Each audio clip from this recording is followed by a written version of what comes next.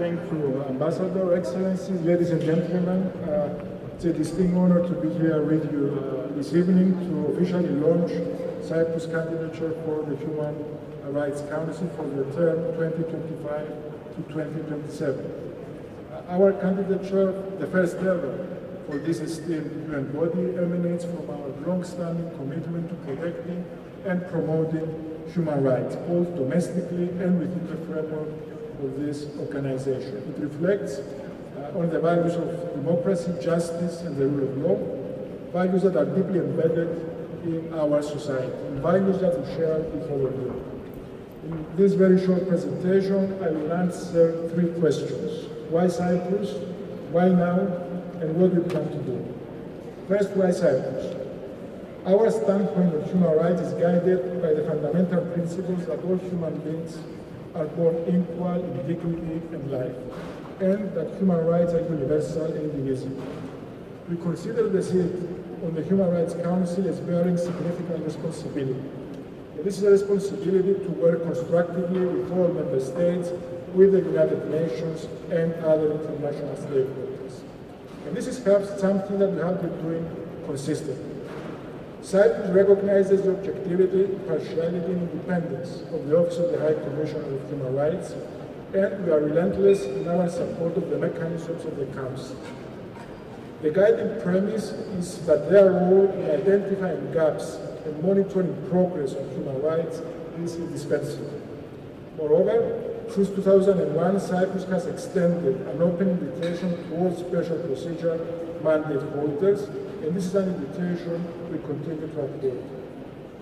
We actively participate in UPR dialogues. Last April, we presented the fourth cycle of our UPR report.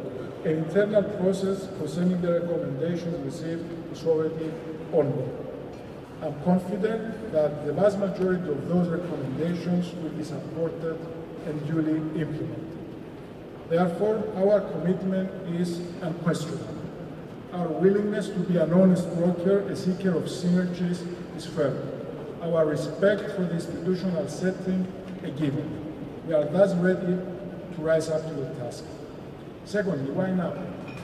We are in the midst of highly challenging times, a matrix of threats that has been morphed, conventional and asymmetric. Human values, fundamental freedoms are under constant danger. Terrorism, aggression, conflicts, all these are creating pain and devastation.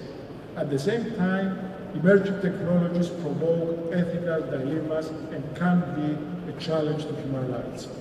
As a corollary, we need to serve and offer fresh ideas, and we are ready to do that. Our aim is to contribute to the success of the Human Rights Council, to address existing violations and prevent future ones.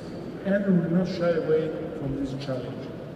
We continue reiterating our support for the independence, sovereignty, and territorial integrity of all UN member states. We continue advocating for the respect of public international law and international humanitarian law in all cases and without preconditions. Cyprus, a small island state, also attaches great importance to the challenges faced by small island developing states, including the challenges related to climate change, such as rising sea levels and saltwater intrusion.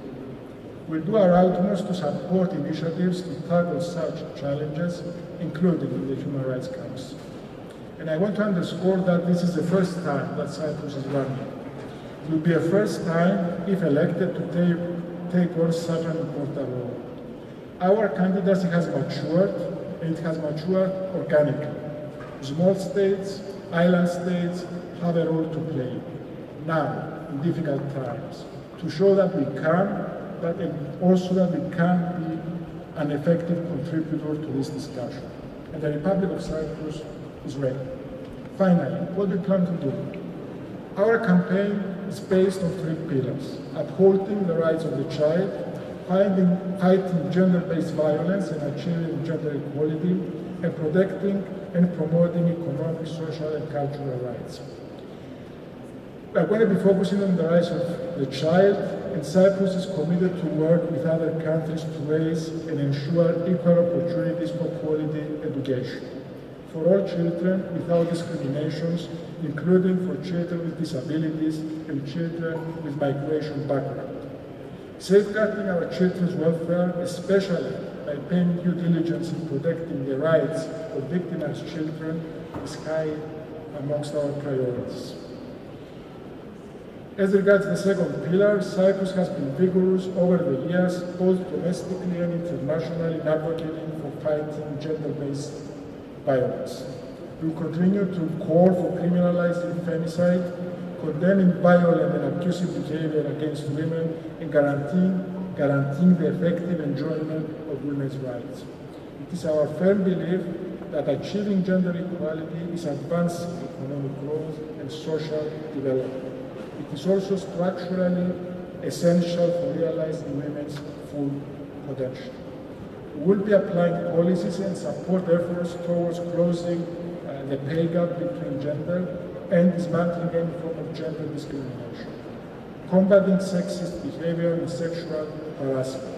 And let's be clear, no leniency on this issue can exist. Finally, we will be actively engaged in promoting and protecting economic, social, and cultural rights. These are essential in order to achieve a range of goals, including the respect for cultural diversity. We will continue our part to protect the rights of those in vulnerable situations, including by promoting dignity, social inclusion, and welfare for vulnerable individuals, like persons with disabilities, as well as the elderly. Dear friends, human rights are not just a national issue. They require international coordination and effective cooperation. It is imperative to act now in such a way, more than ever before. Rights and our approach to them are tested in difficult times, and we are living in such difficult times. The promotion of the human rights agenda is more pressing, and the role of the Human Rights Council more critical.